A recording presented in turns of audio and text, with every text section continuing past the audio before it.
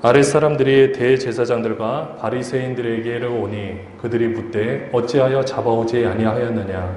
아랫사람들이 대답하되 그 사람이 말하는 것처럼 말한 사람은 이때까지 없었나이다 하니 바리새인들이 대답하되 너희도 미혹되었느냐.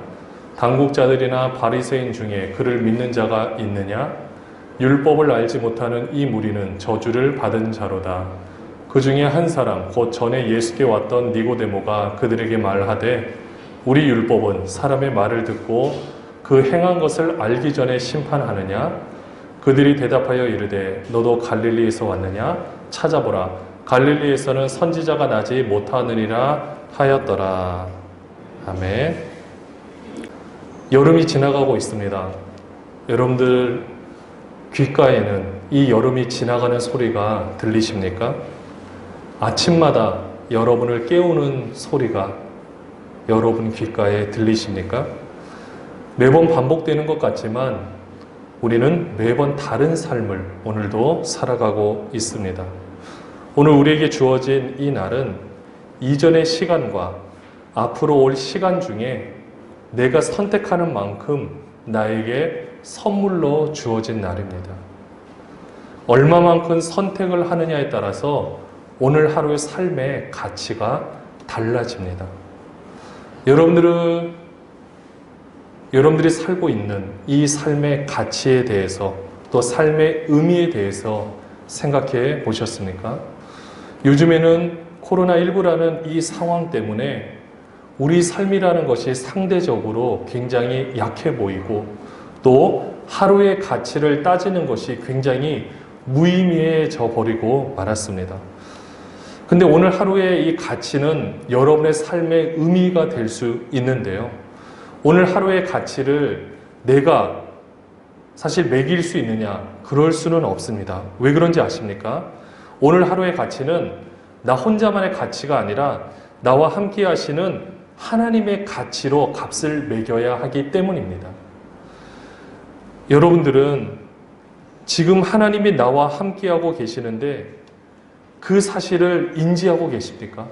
우리가 인지하고 있나요? 근데 우리는 그 사실을 인지하지 못하고 있을 뿐이지 사실은 하나님께서 우리와 함께 하십니다. 근데 우리는 내가 사는 것이라고 생각을 해요. 당연히 책임도 나에게 있고 또 모든 것에 대해서 내가 다 결정해야 되고 주장해야 된다고 생각을 합니다. 물론 내가 결정하는 거 맞아요. 내가 선택하는 거 맞습니다. 그러나 책임을 누가 져주시는지 아십니까? 하나님이 져주세요. 우리가 생각할 때 하나님이 내가 무엇인가를 잘못하면 나를 떠나가신다라고 생각을 합니다. 내가 무엇인가 잘못된 일을 행할 때 하나님이 나의 모습에 대해서 실망을 하시고 그냥 나를 내버려 두셨겠구나. 이렇게 생각할 수가 있어요. 근데 하나님은 한 번도 우리를 떠나가신 적이 없다라는 겁니다. 우리를 책임지셔야 하기 때문에 어떻게든 나를 변화시켜 가시지 나를 떠나시지는 않는다라는 거예요. 하나님 편에서는 우리를 사람을 만들어야 되기 때문에 이 과정이 짧을 수도 있고 오래 걸릴 수도 있습니다. 그렇기 때문에 우리는 하나님 앞에서 치열하게 우리의 삶을 살아가되 하나님께서 나와 함께 하고 계심을 인정하며 살아가야 한다라는 거죠. 하나님이 옆에 함께 하심에도 불구하고 우리는 그런 생각을 하지 못할 때가 있습니다. 왜 그런지 아십니까? 그것이 바로 선입관 때문에 그런 거예요. 선입관을 다른 말로 표현하면 이전에 가지고 있던 나의 생각, 나의 경험이 되겠죠. 어쩌면 나의 고집이 될 수도 있습니다. 내 평생 살아왔던 나를 이루었던 하나 중요한 이 나의 전부라고 생각하는 이 선입관 때문에 어쩌면 하나님이 나와 함께 하심에도 불구하고 나는 하나님이 나와 함께 하지 않는다라고 생각할 수가 있다라는 거예요. 오늘 말씀에 등장하는 바리새인들도 보면 이 선입관 때문에 예수님을 제대로 보지 못하고 있습니다. 지금 하나님이 지금 오셔서 사역을 감당하고 있음에도 불구하고 하나님을 알아보지 못하고 하나님을 잡아오라고 명령을 내리고 있는 거예요. 당시 대제사장들과 바리새인들이 누구겠습니까? 하나님을 섬기는 사람들이에요.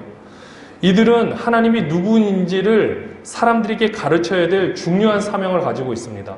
또 하나님과 사람 사이의 관계를 중재시키는 사역을 감당해야 하는 거예요. 근데 이들은 그 하나님이신 예수님을 잡으려고 하고 있는 거죠. 오늘 본문에 보면 이 사람들을 잡으려고 하는데 그렇게 잡으려고 했었던 중요한 이유가 두 가지가 있습니다. 그것이 첫 번째 요한복음 7장 26절에 보면은 이렇게 말하고 있어요. 보라 드러내게 말하되 그들이 아무 말도 아니하는도다. 당국자들은 이 사람을 참으로 그리스도인 줄 알았는가? 자, 먼저 이렇게 얘기를 하는 거죠.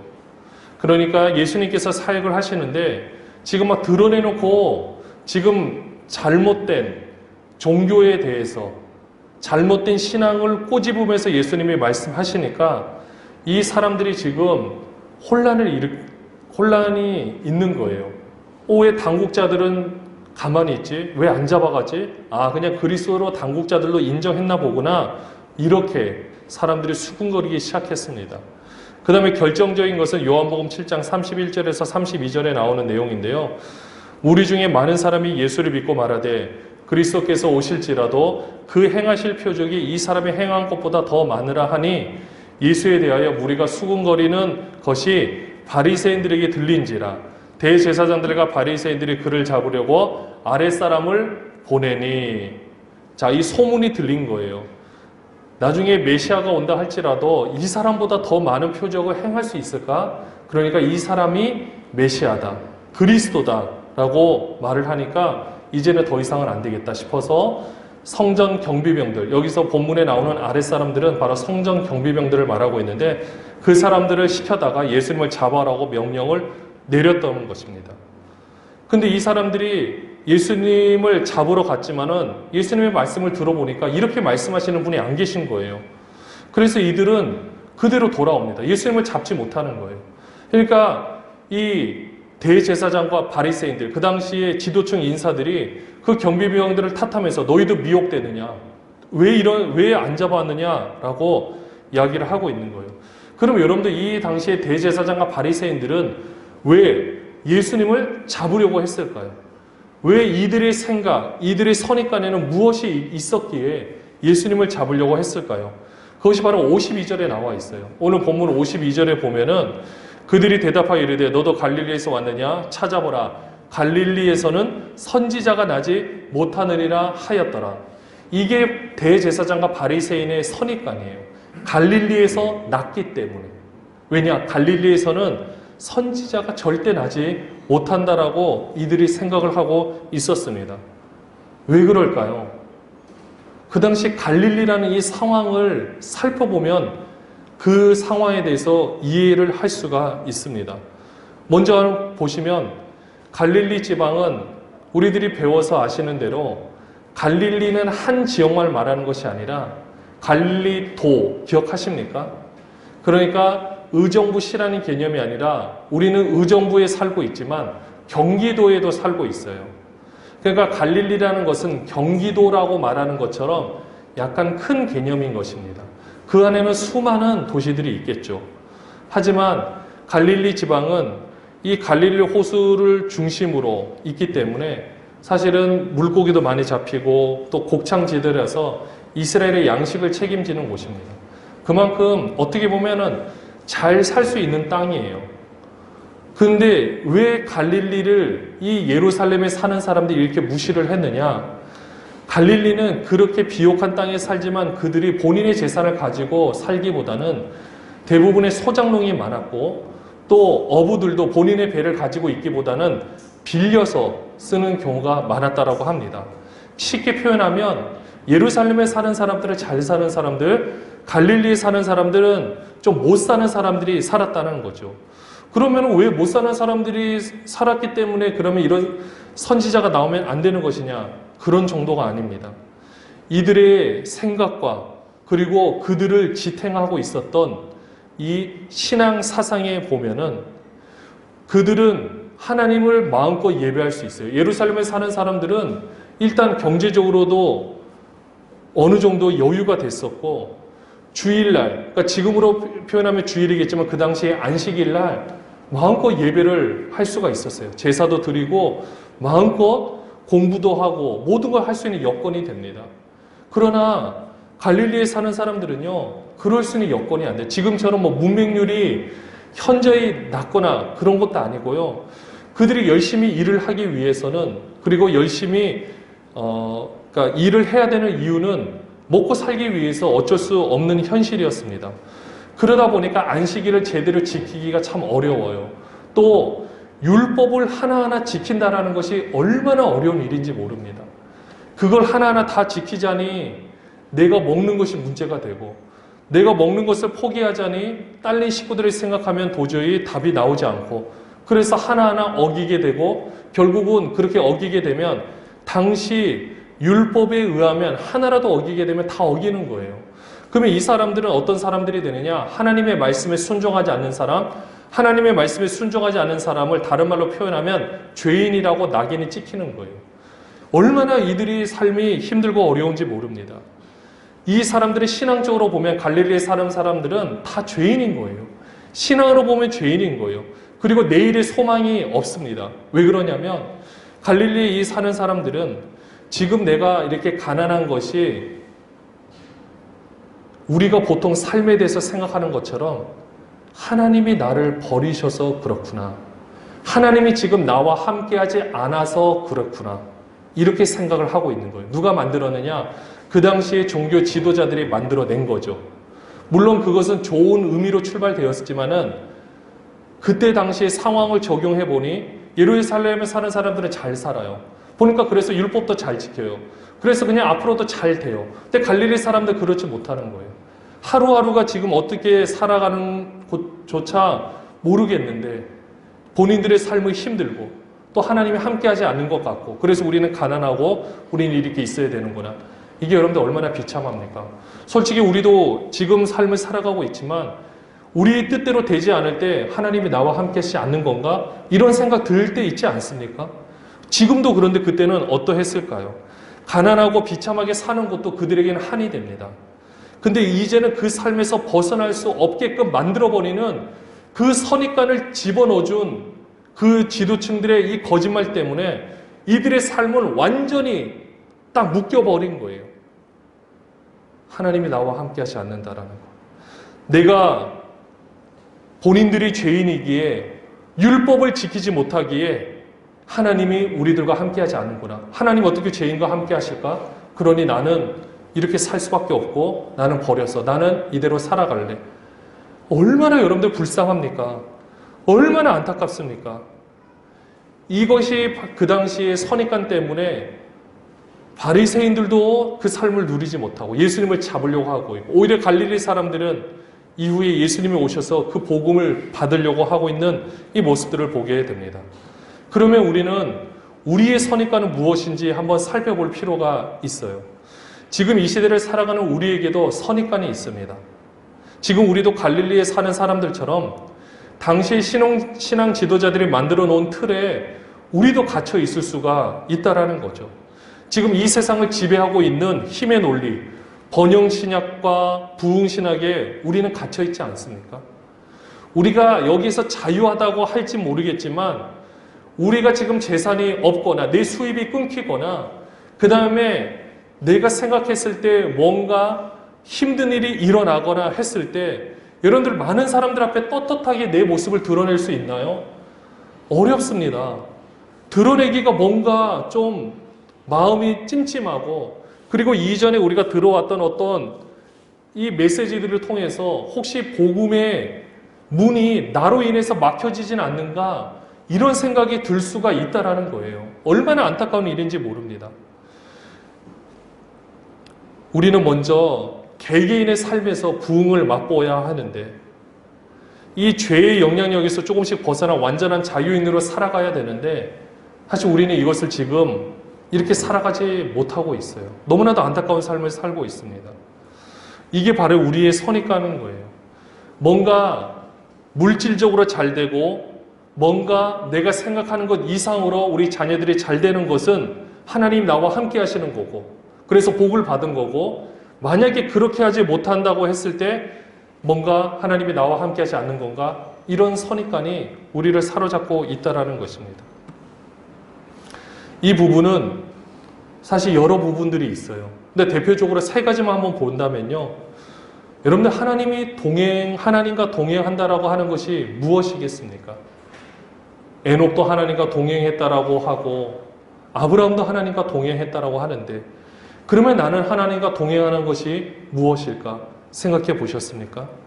하나님과 동행한다라는 것, 이런 모든 것은 내가 하나님의 말씀대로 순종하면서 하나님께서 주어진 나의 삶을 살아가는 것을 말하고 있습니다. 이 가운데는 내 모든 생각들의 삶이 다 이루어지지 않을 때도 분명히 있어요. 근데 그렇다고 해서 하나님이 동행하지 않는 것이 아닙니다. 오히려 하나님이 나와 동행하시면 나의 나되지 못하는 부분들, 그러니까 하나님께서 원하시는 나의 삶이 있었는데 아직도 내 고집과 나의 이 더러운 죄성으로 말미암아 뭉쳐져 있는 이 모습들이 있다라면 하나님은 나의 이런 모습을 하나씩 바꾸어서 이것이 시간이 좀 걸릴 수는 있어요. 그러나 이것을 어떻게 해서라도 만들어 가셔서 나를 하나님의 사람으로 만들어 가시는 것이 바로 하나님과 동행하는 저의 삶의 모습인 거예요.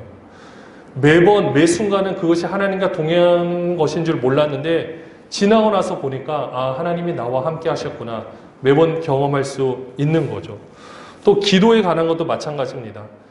우리가 기도를 열심히 해도 응답되지 않는 것 같은데 이런 생각 들 때 있지 않습니까? 우리가 뭔가 예를 들어서 우리가 암에 걸렸어요. 암에 걸렸으면 우리가 성경에 보면은 나사렛 예수님이 명하노니 딱 나으라 그러면은 손을 얹은지 나으라 그랬는데 그럼 우리는 믿음이 없어서 낫지 못하는 걸까요? 그렇지 않습니다.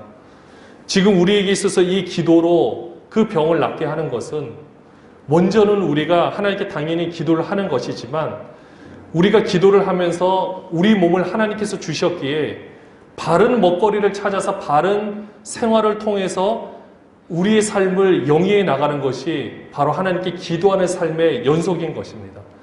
우리가 사는 삶과 내가 기도하는 것과 별개라고 하지 마십시오. 이렇게 바른 먹거리를 먹고 바른 삶을 살 수 있도록 내가 하나님께 내 힘으로는 할 수 없으니 하나님께 기도하면서 결국 그 방법을 기도하는 것을 통해서 하나님께서 만들어 놓으신 가장 좋은 먹거리들을 통해서 내가 그것을 섭취하고 가장 몸의 상태가 좋게끔 이 만들어 가면서 내 병이 조금씩 나아져가는 것이 지금 우리가 기도할 수 있는 최선의 방법이라는 거예요. 근데 우리는요, 항상 다르게 뭔가 이루어지기를 바라고 원하고 있습니다. 항상 기적 같은 일이 우리에게 나타나기를 원하고 있어요. 이 당시에 바리새인들도 그 다음에 이 시대의 지도자들도 예수님에게 표적을 구했어요. 근데 예수님은 요나의 표적밖에는 너에게 보여줄 것이 없다라고 했습니다. 왜냐? 가장 귀한 표적은 예수님이 이 땅에 십자가를 지셨다는 것. 하나님이 육신의 몸을 입고 오신 그 자체가 바로 기적이고 더 이상의 표적은 있을 수가 없는데 그 사람들은 그 표적의 대상이신 하나님을 보지 못하고 다른 일어나는 일들을 바라보고 있다라는 거죠. 여러분, 이건 우리도 마찬가지인 것 같습니다. 우리의 선입관 속에 내가 무엇인가 새로운 일들이 일어나면 지금 하나님 나와 함께하고 계시는구나, 이렇게 내가 고백하겠습니다, 이렇게 말을 하고자 하는 우리의 생각들이 우리의 선입관일 수가 있어요. 엄밀히 따지면 우리가 지금 이 자리에서 내가 하나님을 믿는 사람으로서 지금 이 자리에 있을 수 있다는 것이 얼마나 기적 같은 일입니까? 나란 존재가 정말로 지지리도 진짜 누구 말도 듣지도 않고 정말로 내 고집으로 가득 차 있고 내 생각으로 가득 차 있고 그 누군가의 말을 듣지 않았던 나라는 존재가 지금 하나님 앞에 무릎을 꿇고 내가 이렇게 내 존재가 변화되어 가고 있다는 것이 기적 아니겠습니까? 그 이상의 기적이 있을 수 있을까요? 없습니다. 어쩌면 우리는 기도 응답이 내가 원하는 것이 이루어지지 않아서 안 된다고 생각하지 마시고요. 지금 내가 변화되고 있다는 것이 얼마나 귀하고 감사한 일인지 모른다라는 것입니다. 또 하나는요, 말씀이 사람을 변화시킨다는 것을 믿지 않는 거예요. 정말로 말씀이 그 안에 들어가면 사람을 변화시키는데 우리는 그것을 우리 생각에서 제한을 두고 있다는 겁니다. 솔직히 저도 그랬던 것 같습니다. 진짜 말씀이 사람을 변화시키는데 왜 이렇게 변화되지 않는 걸까? 그러나 변화는요, 제 입장에서 보면은 제가 변화된 만큼 제가 알고 있는 관계되는 모든 사람들이 변하는 것 같아요. 제가 하나님 앞에서 죽는 만큼 우리 모든 사람들이 그렇게 된다라는 것을 요즘 계속해서 경험을 하고 있습니다.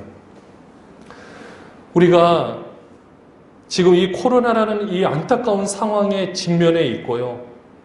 지금 우리의 생각에는 이 모든 상황들을 어떻게 풀어나가야 될까 많은 생각들이 우리를 지배하고 있습니다.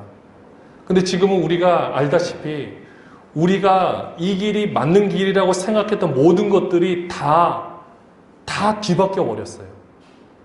우리 예배하면 어떻습니까? 항상 모여서 그리고 같이 해야 된다라는 것이 우리의 머리를 지배를 하고 있었어요. 그거 틀린 거 아니에요. 맞습니다. 그러나 알게 모르게 우리가 놓쳤던 것이 무엇이냐면 삶의 예배에 관한 부분들을 사실은 우리가 놓쳐버리고 이 예배 안에서 예배, 예전, 의식, 그 다음에 부가적으로 행하는 모든 것에 대해서 여기에 초점을 맞추었던 것이 솔직한 우리의 현실이었어요.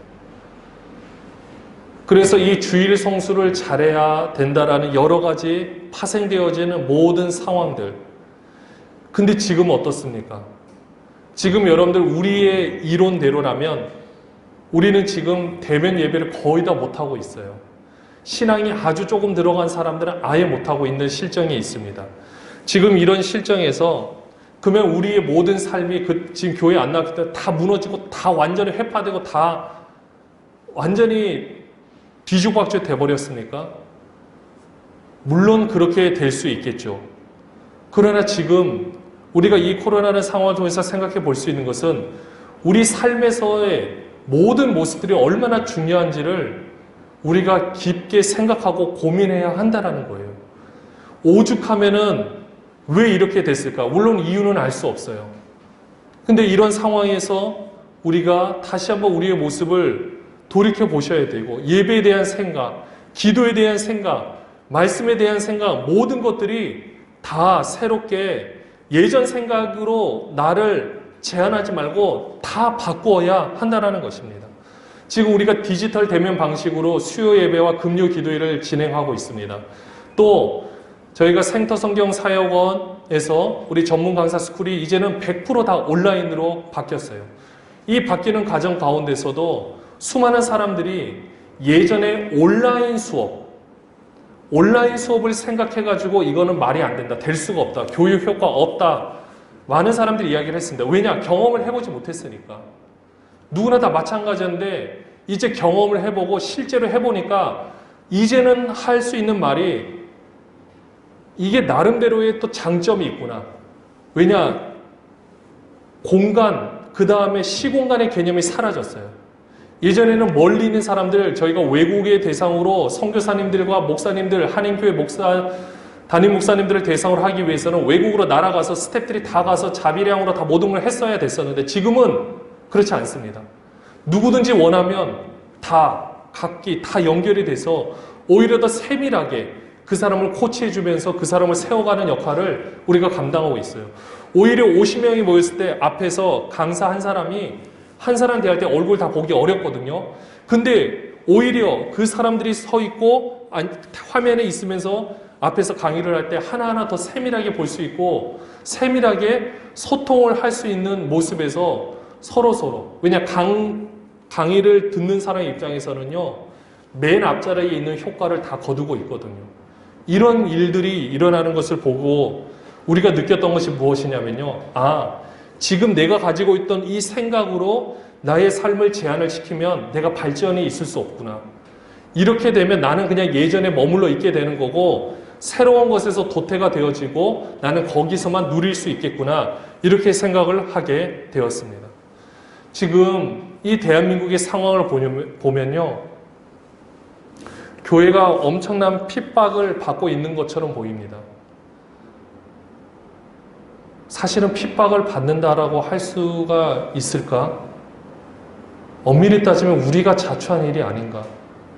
우리가 제대로 섬기지 못했고 우리가 제대로 된 역할을 하지 못했기 때문에 마지막 몸부림으로 마지막으로 이 평형을 이루고자 물도 보면은요 각기 다른 곳에 있다 할지라도 하나로 합치면 높이를 이루고 균형을 맞추듯이 지금 우리는 세상과는 별개라고 생각했던 그런 모습 가운데 지금은 코로나19 때문에 완전히 서로 지금 섞여버렸어요. 이때 바른 역할을 우리가 지금 하고 있고 할 수 있는가? 이걸 우리는 생각해 보셔야 한다는 겁니다. 지금 불은 다 켜져 있는데 정말 그것이 다 교회가 맞는지 생각될 정도로 안타까운 현상들이 많이 있고요. 물론 그런 모습에서 우리도 자유할 수 있을까 생각해 보게 됩니다. 근데 오히려 이런 계기를 통해서 우리는요 고민해야 하셔야 된다는 것은 이제까지 우리가 신앙생활을 해왔던 모든 생각들을 다 내려놓고 이제부터 하나님께서 나를 어떻게 만들어 가시고 우리 교회를 어떻게 만들어 가시고 디자인하셔서 하나님이 함께 하시는 교회의 모습이 무엇인지 하나님이 함께 하시는 나의 삶이 무엇인지 이제는 새롭게 펼쳐갈 때가 지금 여기에 왔다라는 것입니다. 지금 이 자리에 그 기회가 우리에게 다른 위기라는 이름으로 우리에게 와 있다라는 것입니다. 아까 당시에 갈릴리 지방 그 사람들 잘못된 선입관으로 인해서 그들은 소망도 가질 수 없었고 도저히 변화될 것 같지 못하라고 생각했는데 우리 예수님께서 오셔서 어떻게 하셨습니까? 왜 오늘도 이 바리새인들이 왜 이 지도자들이 예수님에 대해서 율법을 지키지 않는다고 안식일을 지키지 않는다고 말씀하셨을까요? 예수님이 안식일을 지키지 못하기 때문에 그랬을까요? 고의로 안식일법을 어겨서라도 율법을 지키지 않는 자라고 낙인이 찍힌다 할지라도 그 사람들을 세우고자 그것 때문에 그 법 때문에 고통을 받고 그 법 때문에 하루하루의 삶이 무너지는 말도 안 되는 이 악법을 바꾸고자 예수님이 직접 그 모든 것을 감당하셨다는 것입니다. 이들을 구원하시고자 일부러 행하셨고요. 또 그 당시 얼마든지 예루살렘에서 사역하실 수 있겠지만 갈릴리 지방으로 가서 그 많은 사람들을 품었던 것은 내가 이제 너희들을 통해서 새로운 일을 시작하겠다. 일을 택한다라면 세상적으로 보면은 지도층 인사들과 일하는 것이 예수님이 그 사람들을 바꾸는 것이 훨씬 더 편할 수 있어요. 인원도 비교가 안 되고요. 당시 바리새인들이 6,000명이라 그랬는데 그 6,000명의 의식만 바꿔버리면 한 번에 다 뒤바뀌어지지 않겠습니까? 근데 그렇게 하지 않으셨고 그렇게 해서 할 수가 없었기 때문에 그 당시에 하나님으로부터 버림받았다고 생각했던 그 사람들을 예수님이 직접 찾아가셔서 그들을 하나님의 말씀으로 가르치시고 또 그들을 치유하시고 그들에게 선포하셔서 나는 너희를 버린 적이 없다. 나는 너희를 한 번도 그냥 둔 적이 없다. 너희들은 잘못된 가르침 때문에 이렇게 울부짖을 수밖에 없지만 내가 너희들을 품으러 왔다.